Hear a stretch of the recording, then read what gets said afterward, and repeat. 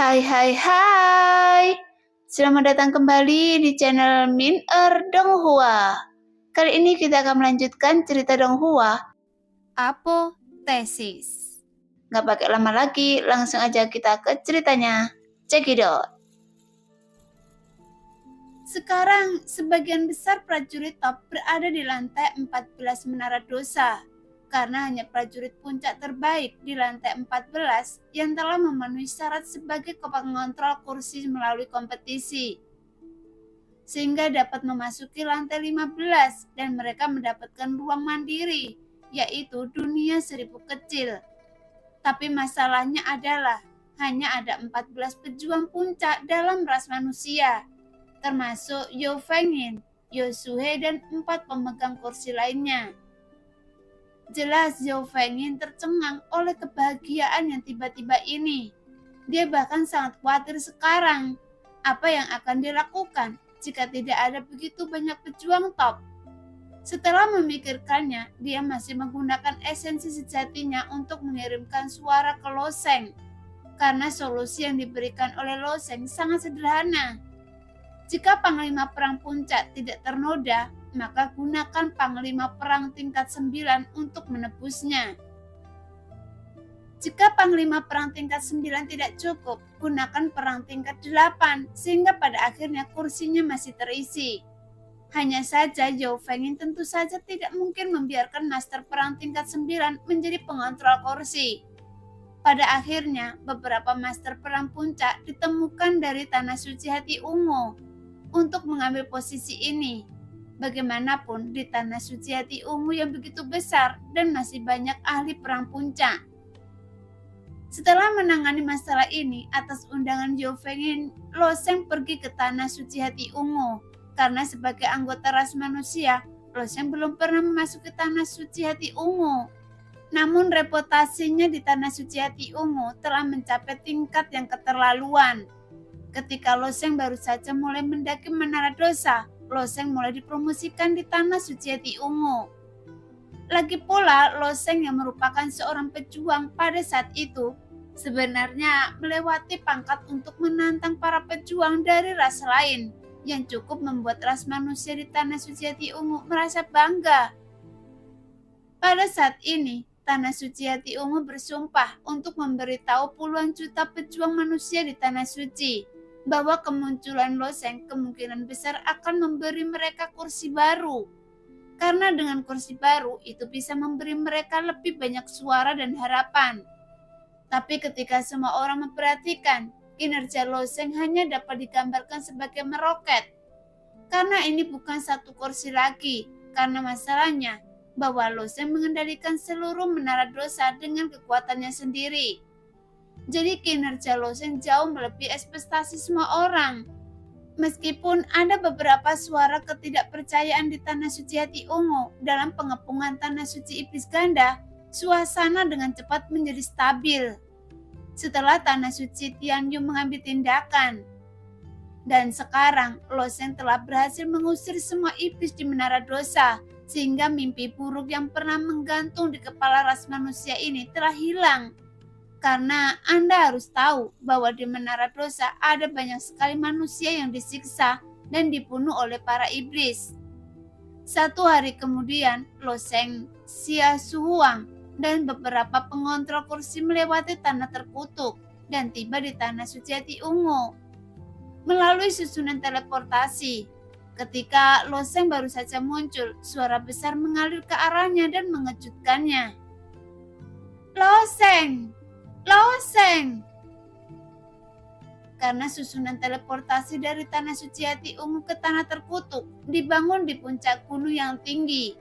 Loseng yang berdiri di puncak melihat sekeliling. Ada banyak orang di bawah gunung dan manusia-manusia ini memandang diri mereka sendiri dari kejauhan dan terus bersorak. Seolah-olah ada pahlawan hebat yang kembali. Dengan senyum manis di wajahnya, Xia Suhuang berdiri di samping Loseng. Tubuhnya yang lembut dan montok sengaja bergerak ke arahnya. Dikatakan bahwa wanita cantik sangat menyukai pahlawan. Dari pertemuan pertama antara Loseng dan Tuan Jing, ketika dia melepaskan kekuatan jiwanya untuk mengusir dua raja perang iblis. Jantung Xie Zhuang sudah berdebar kencang dan dia memiliki sedikit harapan di dalam hatinya. Sangat disayangkan, Xie Zhuang tidak dapat menebak sikap Lo Sheng dan ditambah dengan identitasnya yang agak misterius. Dia secara bertahap memahami bahwa Lo Sheng mungkin tidak akan tinggal di benua naga laut untuk waktu yang lama. Tapi dari mana asal anak ini? Namun Xie Zhuang berspekulasi ribuan kali dan benaknya.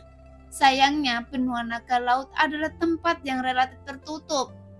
Bahkan jika Xie Zhuang mencari melalui materi sejarah, dia tidak dapat menemukan jejak apapun. Karena jika dia tiba-tiba pergi saat itu, apakah dia akan enggan meninggalkannya? Tepat ketika mendengar teriakan itu, wajah Xie Zhuang berkilat kebingungan. Pada saat ini, 3 aliran cahaya muncul di cakrawala. Kemudian ketika pemimpin Tanah Suci Hati Ungu menginjak pedang terbang, dan tiba-tiba terbang menuju sisi ini. Pria itu tampak berusia awal 40-an dengan pohon giok yang tumbuh bertiup angin. Mereka seperti sosok dewa, namun aura yang terpancar darinya segera membuat Lo Sheng mengerti bahwa ketiga orang ini semuanya kuat di alam laut dewa, dan pemimpin itu secara alami adalah Si Tu Hao Tian, pemimpin Tanah Suci Hati Ungu. Segera Xie Zhuang memberi Lo Sheng seperti yang diperkenalkan secara rinci. Orang tua di samping Si Tu Hao Tian adalah pemimpin sebelumnya dari Tanah Suci Hati Ungu, Si Kong Ming dan Li Jiuhai. Pada saat ini, Si Tu Hao Tian berdiri di puncak gunung dan memberi hormat kepada Lo Sheng. Saya sudah lama mengagumi nama pahlawan muda Lo Sheng, dan hari ini saya melihatnya. Anda memang pemuda yang heroik, yang sangat tampan.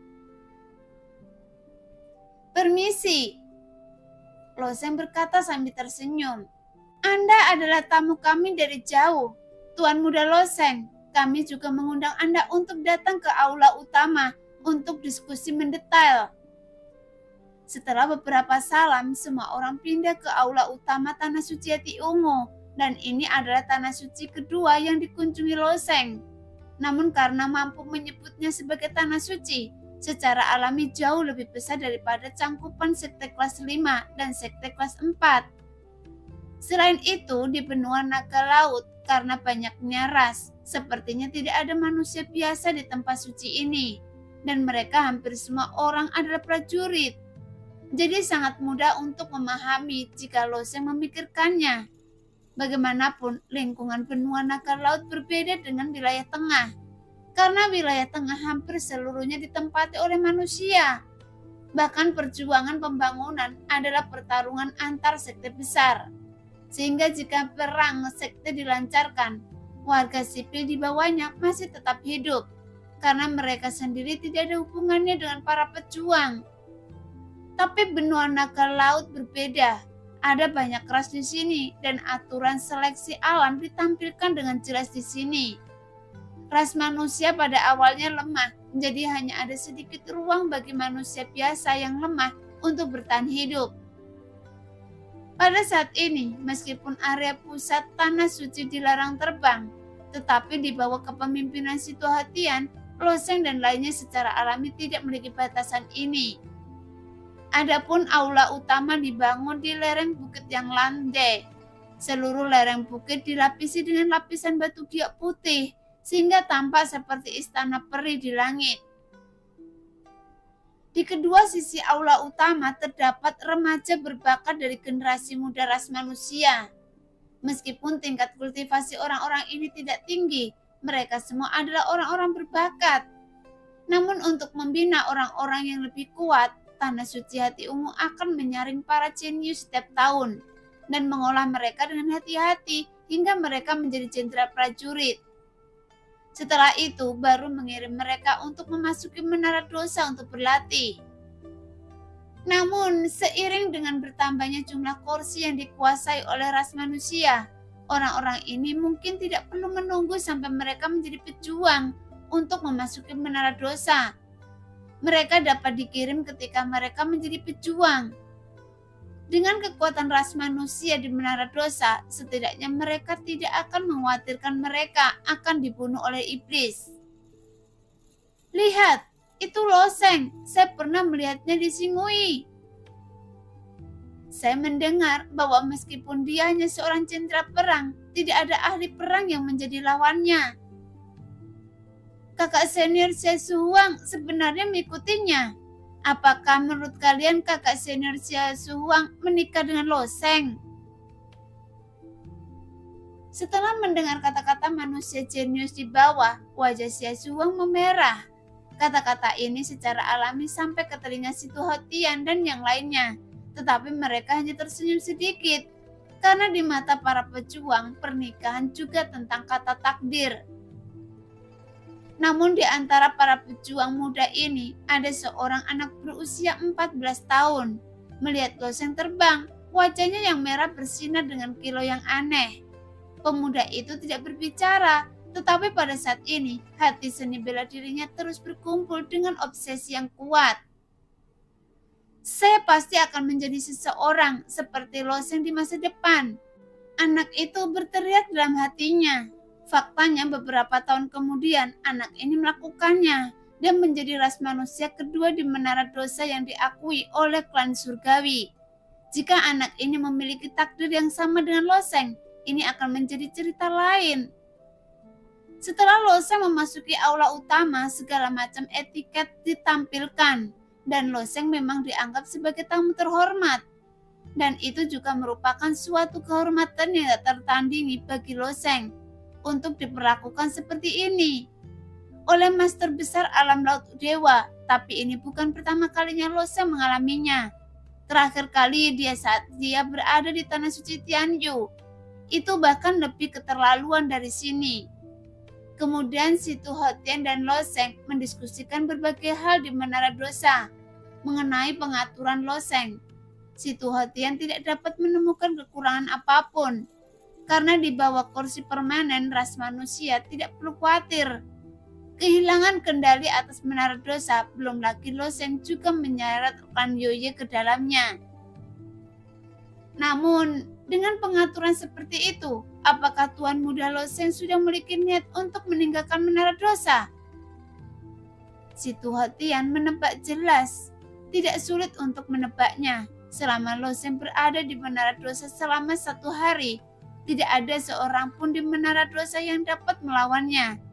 Namun pengaturan Loseng jelas untuk mencegah penurunan ras manusia. Setelah Loseng meninggalkan menara dosa, lagi pula sekarang ras manusia terikat dengan klan Yoye. Dari sudut pandang tertentu, itu bisa dianggap sebagai ketenangan pikiran.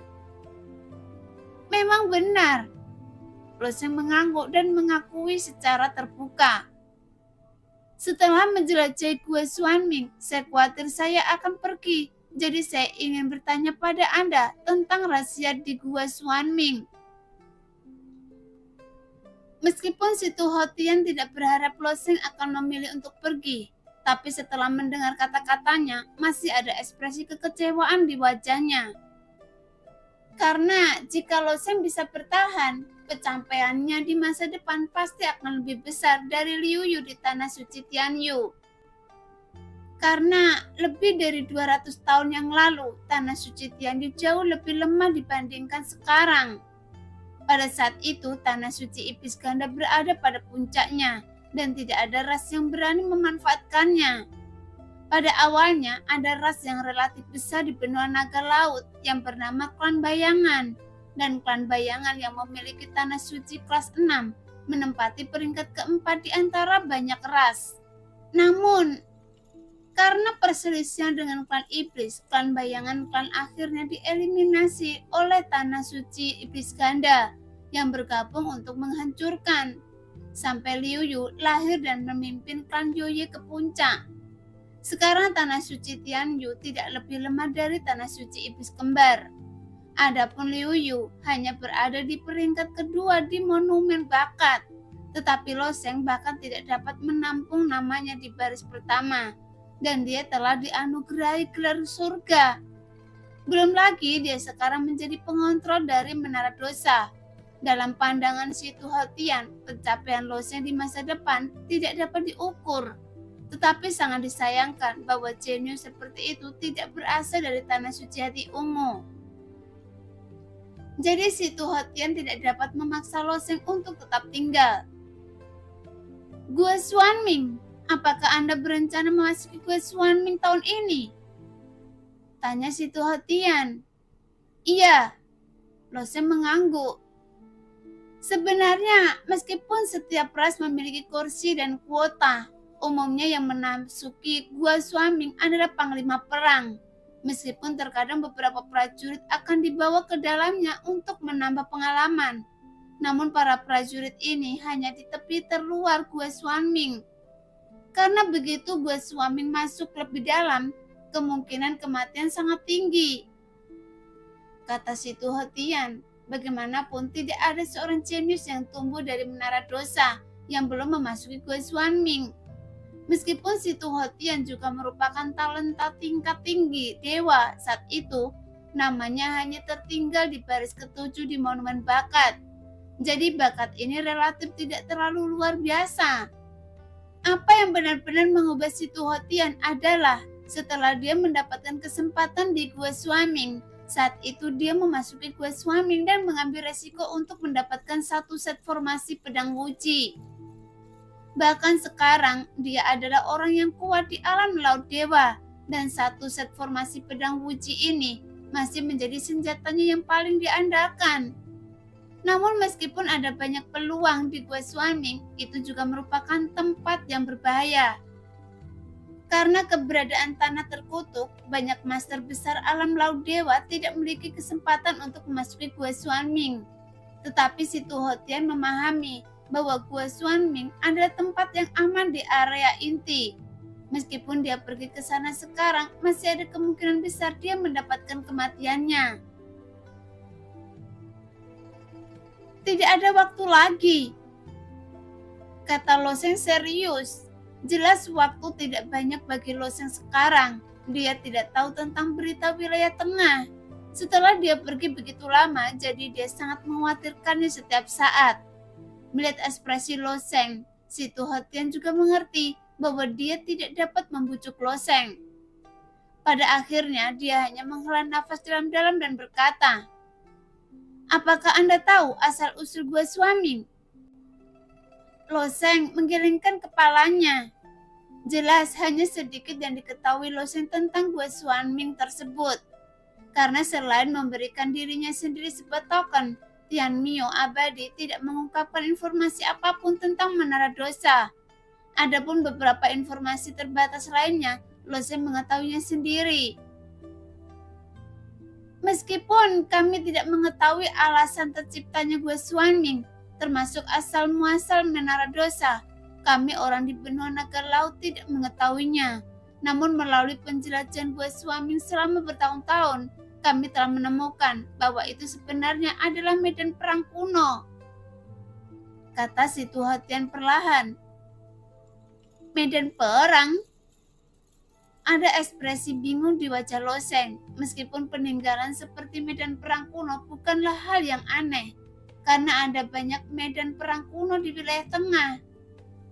Namun selain beberapa harta karun yang membusuk dan tulang padat saat menjelajahinya, tapi tidak ditemukan adanya peluang sama sekali. Si Tuhotian mengangguk. Ya, tapi Gua Xuanming bukanlah medan perang kuno biasa. Menurut spekulasi saat ini, itu seharusnya menjadi medan perang tempat ratusan orang terkuat dari dunia atas bertarung. Apa? Mata Loseng berkedip karena spekulasi ini bukannya tidak beralasan. Lagi pula, kekuatan tanah terkutuk jauh melampaui imajinasi Loseng. Bahkan orang suci perang dan orang kuat di alam laut dewa akan mati jika mereka masuki tanah terkutuk. Pada saat itu, Tianmio abadi kembali dari dunia atas. Meskipun hidupnya akan segera berakhir dan dia memasuki alam 5 penurunan surga dan manusia, dia masih harus mempertahankan kekuatan yang cukup kuat. Hanya saja Tianmio abadi tidak masuk ke menara dosa secara pribadi. Meskipun Tian Mio abadi tidak menjelaskan apapun kepada Lo Sheng, dia berkata bahwa dia tidak bisa pergi ke tempat itu. Jadi sepertinya kekuatan tempat terkutuk itu mungkin tabu. Bagaimanapun, tempat terkutuk ini telah ada selama bertahun-tahun yang tak terhitung jumlahnya. Namun sejauh ini, kekuatan kutukan tersebut belum menunjukkan tanda-tanda menghilang. Jadi bisa dibayangkan bahwa makhluk biasa di dunia atas tidak mungkin melakukan hal tersebut. Meskipun makhluk di alam atas juga terbagi menjadi kuat dan lemah, saat Lo Sheng mengandalkan platform Shenglong untuk naik ke alam naga sejati, tapi Lo Sheng tidak dapat melihat kedalaman kekuatan mereka selama dia berada di alam naga sejati. Pada saat itu, prajurit biasa dan penguasa istana Long Yuan pasti sangat berbeda. Namun, Lo Sheng tidak dapat mengetahui tingkat kultivasinya. Jadi spesifik dari orang terkuat yang disebutkan oleh Si Tuhatian, Lo Sheng bahkan bisa mengukur sejauh mana kekuatannya. Sebenarnya dalam masalah ini, Lo Sheng bisa bertanya pada King Long atau Sun, dan tujuan Lo Sheng datang ke sini dengan maksud untuk meminta nasihat. Karena Si Tuhatian telah masuk jauh ke dalam gua Xuanming. Dia tentu saja Lo Sheng ingin mendengarkan dengan penuh perhatian. Medan perang kuno ini membentuk sebuah gua di bawah tanahnya sendiri, dan puncak menara dosa meluas sampai ke dasar gua. Sebelumnya sejumlah besar prajurit puncak telah memasuki gua Xuanming selama bertahun-tahun, tetapi kebanyakan dari mereka tidak berada di dalam, dan mereka hanya berkeliaran di luar dan hanya sedikit yang berani masuk ke dalamnya. Si Tuhatian terus menjelaskan, namun sejak Lo Sheng bertanya, Si Tuhatian tidak memperlakukannya sebagai orang luar, karena orang asing dari ras manusia ini telah memberikan kontribusi yang begitu besar pada tanah suci hati ungu, dan bantuan yang diberikan Si Tuhatian tidaklah terlalu banyak. Setelah mendengarkan penjelasan Si Tuhatian, Lo Sheng menyadari bahwa seluruh gua Xuanming sebenarnya terbagi menjadi 3 tingkatan, yaitu pinggiran, pinggiran dalam, dan inti. Umumnya setelah banyak prajurit puncak masuk gua Xuanming, mereka akan membawa jenius klan mereka untuk beroperasi di pinggiran. Meskipun mereka berada di pinggiran, itu juga penuh dengan segala macam bahaya, karena prajurit puncak pun akan jatuh jika mereka tidak hati-hati. Dan di dalam lingkaran dalam adalah tempat kematian yang sebenarnya, sehingga banyak pejuang puncak yang memasukinya. Mereka juga hampir tidak dapat lolos dari kematian. Pada awalnya, Si Tuhatian juga bertarung sampai mati. Dia juga seorang yang ambisius dan gigih, karena dia tidak rela menjadi pejuang biasa-biasa saja dan menyanyiakan waktunya dalam hidup ini. Karena Si Tuhatian masuk ke dalam lingkaran dalam dan bertarung, dia juga hampir mengalami kematian. Sebelum dia mendapatkan formasi pedang yang tidak berguna itu, seperti kata pepatah, kekayaan dapat ditemukan dalam bahaya. Jika dia tidak mendapatkan formasi pedang dan peninggalan orang terkuat, Si Tuhatian tidak akan menjadi pemimpin tanah suci hati ungu. Di mana intinya? Apakah ada yang pernah masuk? Lo Sheng bertanya. Iya. Si Tuhatian tersenyum tipis. Bagaimana kabarnya? Lo Sheng bertanya. Tidak ada dari mereka yang kembali, kata Si Tuhatian sambil tersenyum. Anda juga bisa mengatakan bahwa mereka semua mati karena area inti dari gua Xuanming tersembunyi dalam kabut tebal. Anda dapat melihatnya berdiri di tepi gua Xuanming di lapisan kabut, dan di dalam kabut ada bola darah, dan sejauh ini tidak ada yang tahu apa isinya. Area inti. Lo Sheng menunjukkan senyum pahit di wajahnya. Sepertinya Tian Mo abadi tidak melakukan ini dengan benar, sehingga Lo Sheng tidak tahu apa yang menjadi tabu Tian Mo abadi. Karena dia menolak untuk menjelaskan semuanya dengan jelas, dia hanya menyerahkan giok kupu-kupu kepada dirinya sendiri. Selain itu, tentang warisan, dia menolak untuk mengungkapkan apapun tentang itu. Sekarang Loseng harus memasuki Gua Xuanming dan mencarinya di lapisan luar, atau masuk ke dalam. Atau apakah itu area inti di mana tidak ada jalan kembali? Mungkinkah Tuan Muda Loseng berencana masuki area inti? Si Tuho Tian memandang Loseng dan ekspresi serius di wajahnya. Jika Anda benar-benar memiliki rencana ini, maka saya menyarankan Anda untuk melepaskan ide ini. Saya pasti akan pergi ke Gua Xuanming, sedangkan untuk area inti, saya tidak bisa memastikannya. Loseng menggelengkan kepalanya. Melihat Loseng tidak berniat menyerah, si Tuho Tian segera memperingatkan. Saya ingat beberapa tahun yang lalu ketika semua ras di Menara Dosa bersatu dan mengumpulkan 76 prajurit puncak untuk memasuki area inti bersama-sama. Dengan tujuan hanya untuk mengungkap area inti, tetapi semua master perang puncak pada saat itu masih datang dan pergi. 76 master perang puncak? Loseng bertanya. Iya, mereka hampir menjadi yang terbaik di antara ahli perang dari semua ras, kata si Tuho Tian. Meskipun saya tahu bahwa Anda adalah orang yang sangat beruntung, tetapi area inti tidak dapat ditembus oleh keberuntungan. Pada dasarnya, selama ada orang di sana, tidak ada jalan kembali dari tempat kematian itu. Apalagi bahkan saya tidak memiliki jalan kembali. Mendengar kata-kata si Tuho Tian, Loseng tiba-tiba merasa sedikit pahit di mulutnya. Sebelumnya, Loseng juga telah mengumpulkan beberapa informasi satu demi satu. Jadi Loseng mungkin siap secara mental menghadapi bahaya Gua Xuanming. Tetapi berbicara dari mulut orang kuat di alam laut dewa saat itu, Loseng dengan jelas menyadari bahwa Gua Xuanming ini adalah tempat di mana terdapat jalan keluar sempit dari kematian. Karena 76 prajurit puncak bergabung untuk menjelajah, tetapi ke-76 prajurit puncak semuanya mati. Jadi apa yang tersembunyi di area inti?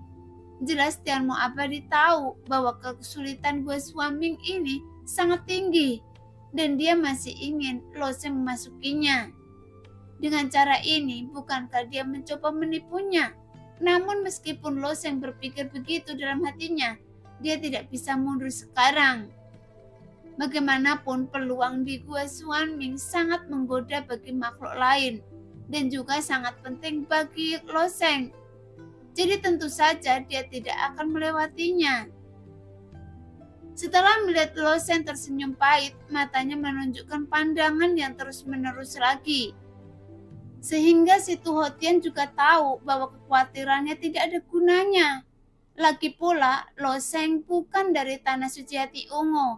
Bahkan jika dia mencoba membujuknya, dia hanya bisa pergi begitu saja dan tidak mungkin menghentikan Loseng dengan seluruh kekuatannya.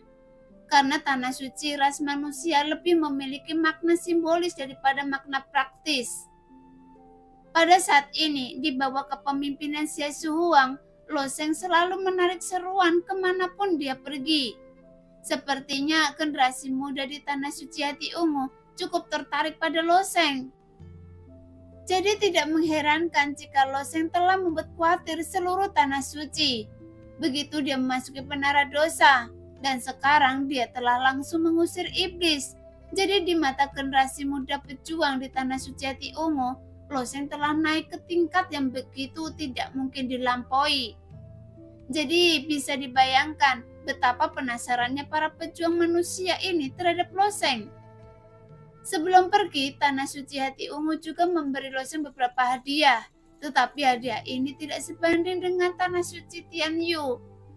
Beberapa waktu lalu, karena Loseng memperoleh pedang suci bermutu tinggi di tanah suci Tianyu. Tentu saja senjata suci bermutu tinggi itu awalnya dimasukkan untuk dipersembahkan kepada Sun oleh Liu Yu, namun akhirnya jatuh ke tangan Loseng.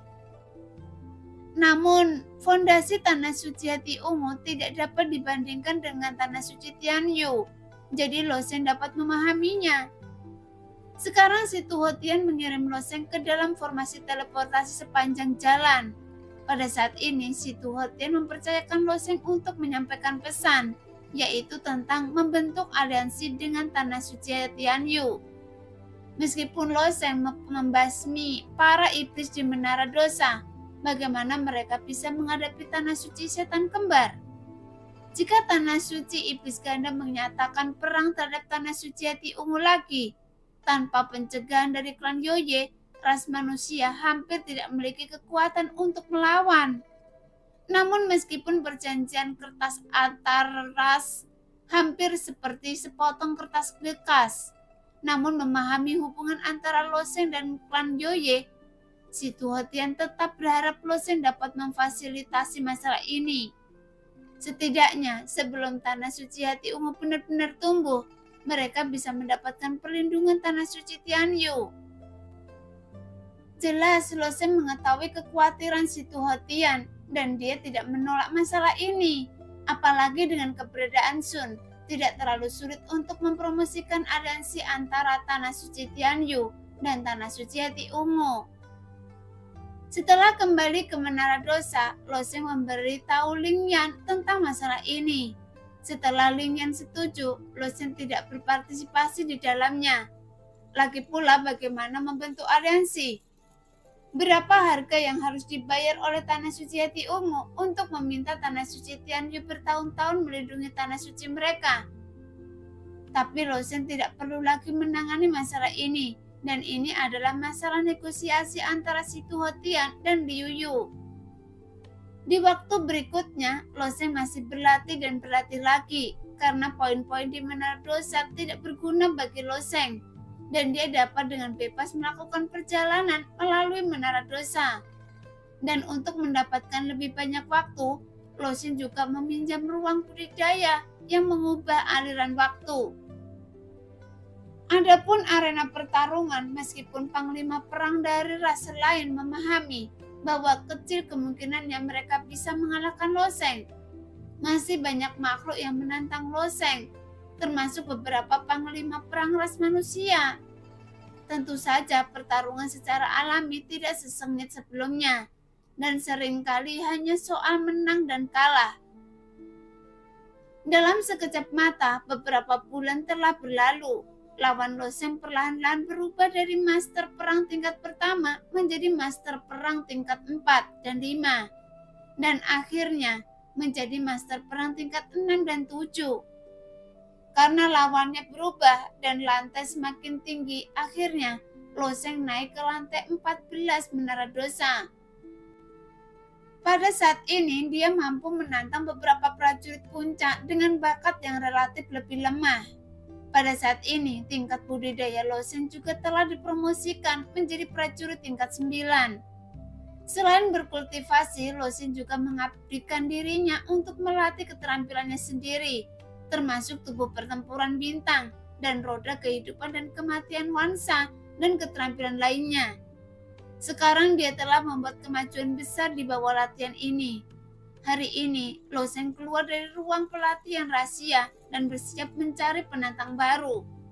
Namun dia menemukan ada sesuatu yang berubah di Menara Dosa. Karena di dinding menara ada cahaya merah terus mengalir terus-menerus di mana-mana.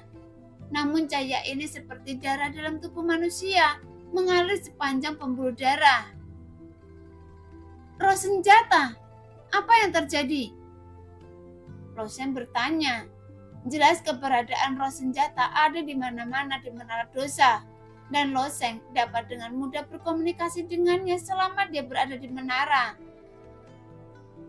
Cahaya kematian Xuan Ming telah melemah. Suara roh senjata yang tanpa emosi terdengar. Cahaya kematian Xuan Ming melemah. Apakah gua Xuan Ming terbuka? Lo Sheng bertanya. Bisa dibilang begitu, jawab roh senjata itu. Saya telah menunggu hingga hari ini, akhirnya sekarang muncul. Alis Lo Sheng tiba-tiba terangkat, lalu dia mengambil langkah dan kakinya tiba-tiba retak, dan dia menembus langsung dari lantai 14 ke puncak menara. Di aula puncak menara, banyak prajurit puncak telah muncul. Hampir semua prajurit puncak ini telah memasuki gua Xuan Ming lebih dari sekali. Tentu saja mereka tahu apa arti dari cahaya yang terus mengalir ini. Melihat Lo Sheng tiba-tiba jatuh dari atas, Yao Fengin tersenyum sedikit dan berkata, "Tuan muda Lo Sheng, Gua Xuanming terbuka." "Baiklah, saya mengerti." Lo Sheng mengangguk. Jelas waktu Gua Xuanming terbuka tidak bisa diprediksi. Kadang sebulan lebih awal, kadang tertunda sebulan, namun perkiraan waktunya masih bisa diperkirakan. Pada tahun-tahun sebelumnya ketika Gua Xuanming dibuka, ras manusia hanya memiliki 4 kursi, sehingga mereka hanya dapat memiliki 20 tempat untuk memasuki Gua Xuanming. Sekarang ras manusia memiliki kursi lebih banyak, dengan ratusan tempat. Lagi pula, semakin banyak orang memasuki Gua Xuanming, berarti semakin banyak peluang yang bisa dikumpulkan. Bagaimanapun, Gua Xuanming sangat besar. Jika beruntung, mereka bisa mendapatkan peluang bagus, bahkan di lapisan terluar. Namun, suatu saat peluang itu akan selalu habis. Itulah sebabnya Menara Dosa menyiapkan kuota terlebih dahulu. Yao Fengin telah mengumpulkan daftarnya sebelumnya dan mendistribusikan tempat secara wajar, dan ras lain yang memiliki kursi juga mengumpulkan anggota klan mereka. Sekarang ada 128 kursi yang masing-masing dapat dialokasikan 5 tempat, sehingga banyak ahli perang yang telah mendapatkan tempat tersebut.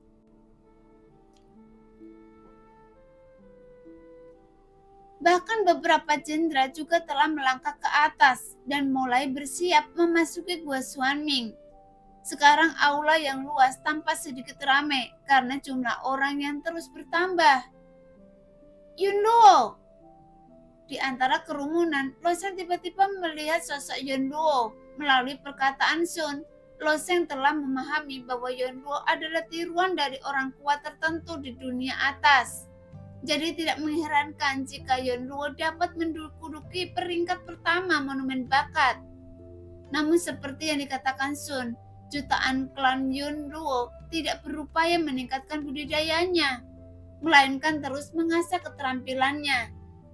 Sebelumnya Yun Luo tinggal di lantai 10, tingkat kultivasinya belum meningkat dan dia belum naik ke lantai atas Menara Dosa. Tepat melihat ekspresi terkejut Lo Sheng, Yao Fengin buru-buru menjelaskan. Nona Yun Luo mengambil inisiatif untuk mengajukan kuota, dan kuota ini secara alami diberikan kepadanya. Bagaimanapun, Yun Luo adalah manusia dan bakatnya bisa masih menduduki peringkat pertama. Belum lagi kontribusi Yun Luo terhadap ras manusia di Menara Dosa selama bertahun-tahun, jadi tidak masalah memberikan kuota padanya. Saat ini, ekspresi Yun Luo acuh tak acuh, dan dia berjalan menuju Lo Sheng sambil bergoyang, menatap Lo Sheng dan berkata, "Perjalanan ke Menara Dosa ini, saya ingin mengikuti Anda." Mendengar itu, Lo Sheng merasa lebih aneh lagi.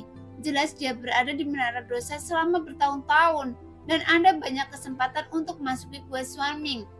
Tapi mengapa dia harus memilih untuk mengikuti saya? Sebelum dia dapat berbicara, cahaya merah keluar dari tubuh Lo Sheng dan perlahan mengembun menjadi bentuk manusia, dan itu adalah roh pedang Lo Sheng. Segera Sun melirik Yun Luo dengan acuh tak acuh, tetapi berkata, "Lo Sheng, jangan berjanji padanya." "Mengapa?" Meskipun Lo Sheng merasa aneh, dia pernah memiliki kasih sayang khusus untuk Yun Luo. Sejak Yun Luo memilih untuk memasuki Menara Dosa saat ini, bahkan jika dia mengikutinya, Lo Sheng tidak menganggap itu masalah besar.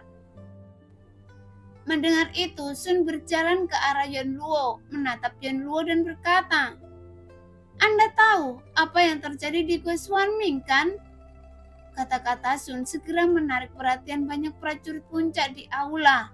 Menurut mereka, asal-muasal Yun Luo dan Sun tidak sederhana, jadi tidak mengherankan jika mereka mengetahui sesuatu. Pada saat ini, para pejuang puncak itu secara alami mengangkat telinga mereka, berharap mendengar berita yang bermanfaat bagi mereka. Lagi pula, semakin banyak mereka tahu tentang Gua Xuanming, semakin banyak peluang yang mereka miliki, dan semakin besar peluang mereka untuk bertahan hidup. Nah, demikianlah cerita hari ini. Terima kasih yang sudah menonton video Min sampai selesai. Sampai jumpa di video selanjutnya. Bye-bye.